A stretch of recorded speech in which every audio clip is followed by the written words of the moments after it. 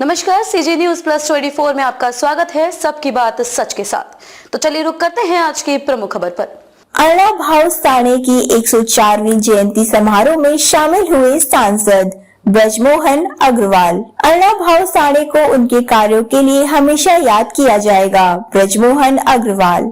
रायपुर सांसद ब्रजमोहन अग्रवाल रविवार को राजधानी के काशीराम नगर में छत्तीसगढ़ मांग समाज द्वारा लोक शाहीर साहित्य सम्राट श्री अण्णाभाऊ साठे की 104वीं जयंती समारोह में शामिल हुए। इस अवसर पर उन्होंने अण्णाभाऊ साठे को नमन करते हुए उनके कार्यों को याद किया।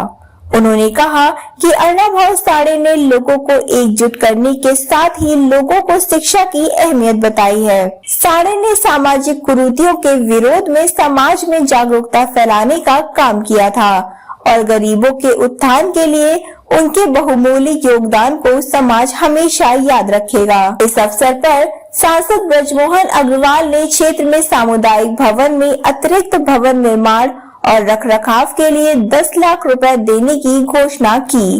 कार्यक्रम में पार्षद शीतल कुलदीप बोगा, रमेश जाधव, राकेश खंडार, संजय जाधव, शंभू वाबने, प्रदीप जाधव समेत समाज के गणमान्य लोग उपस्थित रहे। आर के देवांगन की खास रिपोर्ट। झारखंड का, उड़ीसा का अगर विकास रुका है तो नक्सल वामपंथी उग्रवाद के कारण रुका है। कांग्रेस की सरकारों ने कभी वामपंथी उग्रवाद को समाप्त कर और लोगों के जीवन में सुख, समृद्धि, शांति, विकास और खुशहाली आए इसके लिए काम नहीं किया। पहली बार नक्सलवाद को समाप्त करने के लिए दृढ़ संकल्प के साथ में काम हो रहा है और इसके लिए सराउंडिंग जो छत्तीसगढ़ 7 राज्यों से घिरा हुआ है, 7 राज्यों की बैठक हुई है और जैसा गृह मंत्री जी ने कहा है कि 2026 तक नक्सलवाद को समाप्त करके रहेंगे।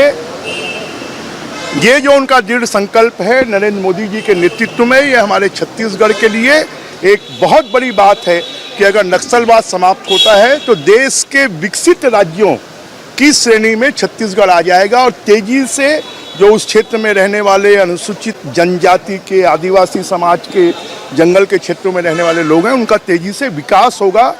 मैं अमित शाह जी के प्रति, केंद्र सरकार के प्रति, नरेंद्र मोदी जी के प्रति और उन्होंने विष्णुदेव साय जी और विजय शर्मा जी के द्वारा पिछले 7 महीनों में जो काम किया गया है उसकी तारीफ भी की है।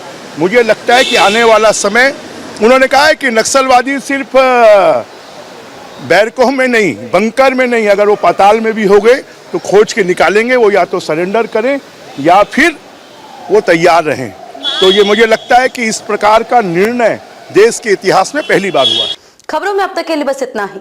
फिर होगी आपसे मुलाकात ऐसी किसी बड़ी और खास खबर के साथ। तब तक के लिए नमस्कार और देखते रहिए सीजी न्यूज प्लस 24।